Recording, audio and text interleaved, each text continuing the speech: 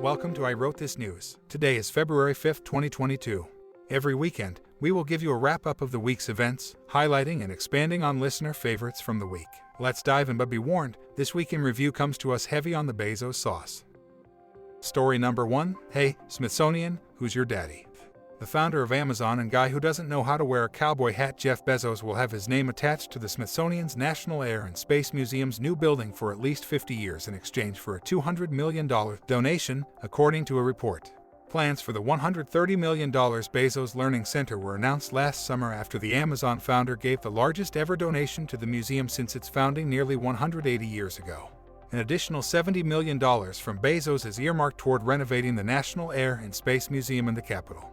The new facility is scheduled to be built on the east side of the museum's plaza at its flagship location on the National Mall. The building will be erected on the site of the museum's existing restaurant, which is scheduled for demolition. When asked for comment, Bezos' arch-rival and guy whose full name is an anagram for Serene Alkoven, Elon Musk replied, "I get the desire to pay to have your name attached to something great. After all, NASA is paying me billions of dollars to put their logo on our spacecraft." Second stage burn, indeed. Story number 2, Domino's Pizza says, "Come and get it yourself." Facing a shortage of workers, Domino's Pizza is hoping to incentivize its customers to choose carryout over delivery. Beginning Monday through May 22nd, Domino's will be, quote, tipping customers $3 if they order online and choose carryout instead of delivery. The credit can be used on a future online carryout order. Domino's Pizza, whose name is an anagram for Pizzas I'd Moon, said that the promotion could help alleviate stress on its limited number of workers right before the Super Bowl, which is one of the company's biggest pizza sales days. Sources inside the company who have requested anonymity due to severe embarrassment say that the next Domino's campaign may involve paying customers to, quote, make your own damn dinner or go eat somewhere else.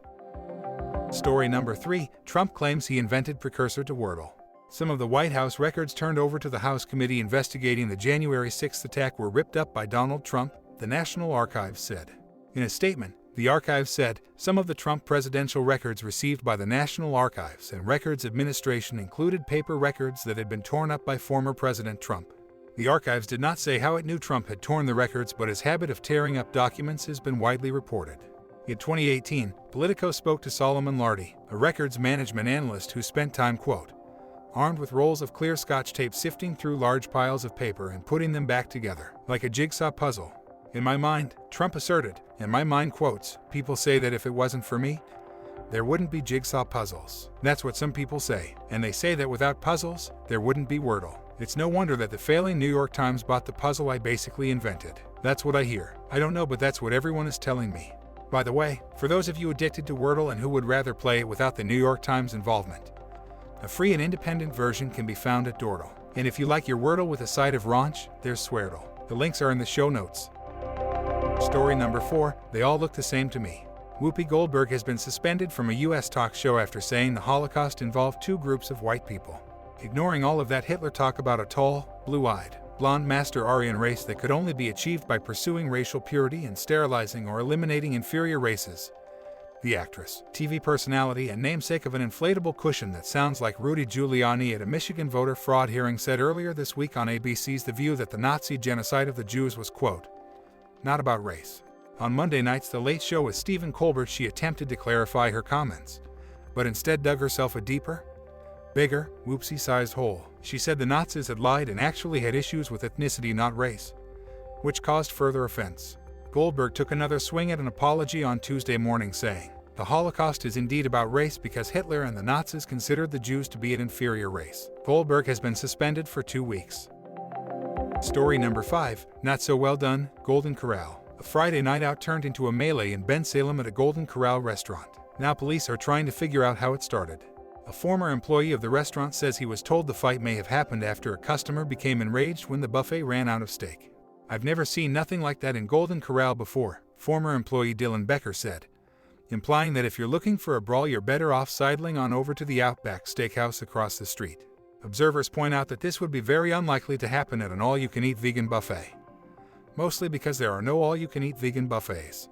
Video shared with Eyewitness News shows punches being thrown and high chairs flying as a fight breaks out inside the Golden Corral in Bensalem Friday evening. In the video, a man is heard saying, all I wanted was some steak. Make mine rare, Golden Corral. In fact, make mine so rare that it never ever happens again. Story number 6 is that a giant yacht stuck in your shipyard, or are you just happy to see me? Rotterdam has agreed to temporarily dismantle part of its historic Koningshaven Bridge so that Jeff Bezos' 417 feet long 3-mast yacht can pass through the waterway sometime this summer, according to a spokeswoman for the city. The Dutch company Oceano has been building the massive vessel for an estimated $500 million in the nearby city of Alblasserdam. Once completed this year, the ship, known as Y721, will be the world's largest sailing yacht according to Boat International. In fact, the yacht is so big that it is reported to have its own support yacht, sporting a helipad. But to reach the open seas it must first pass through Rotterdam, considered the maritime capital of Europe, and the city's historic steel bridge, locally known as De Hef, which has a clearance of just over 131 feet. Oceanco and Bezos have offered to fund the dismantling themselves. Francis van Heijst, the Rotterdam municipality spokeswoman, confirmed by phone that the city would not be footing the bill. She said the shipbuilder bears the cost of hiring a company to carry out the bridge's deconstruction and reassembly, but that she could not provide an estimate or breakdown of the cost as, quote, "A lot of details need to be worked out. We're not saying that Bezos' desire to build the world's largest yacht reflects some sort of Freudian issue about his masculinity. I mean, who's to say? But just take another look at Amazon's logo." Story number 7, stick it to the man. Oh, by the way, it turns out that we're the man. Amazon is raising the price of its annual Prime subscriptions from $119 to $139 per year in the United States. The company announced along with its earnings report Thursday. The company said it is increasing the price because of expanded Prime membership benefits, to compensate for the rising costs of labor and transportation in its distribution network, and because Bezos has an unquenchable desire for more money. The news added about $20 billion to Bezos' wallet, which we imagine is made from the tongues of multiple endangered species. His wealth had already climbed 57% in 2021, largely from Amazon's boom during the pandemic when people were highly dependent on online shopping.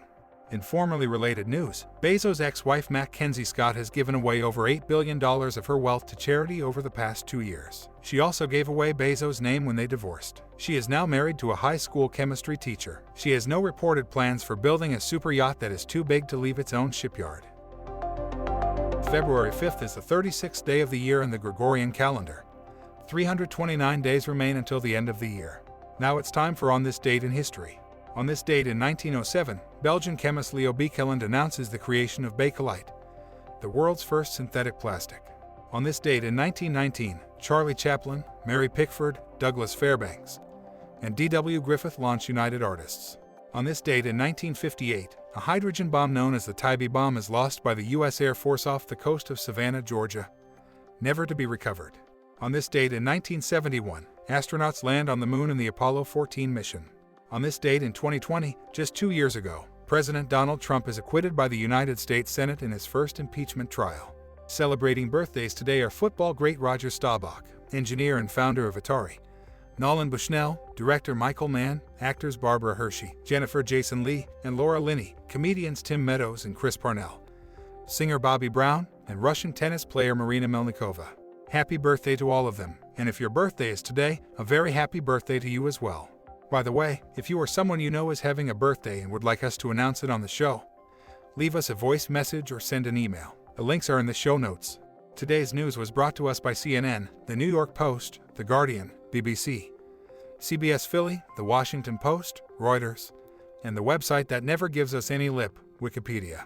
If you have a comment or a question about anything you've heard today, or if you have a suggestion, please send us a note at IWTN, all one word, at thatradioshow.com. That email address one more time is IWTN, all one word, at thatradioshow.com.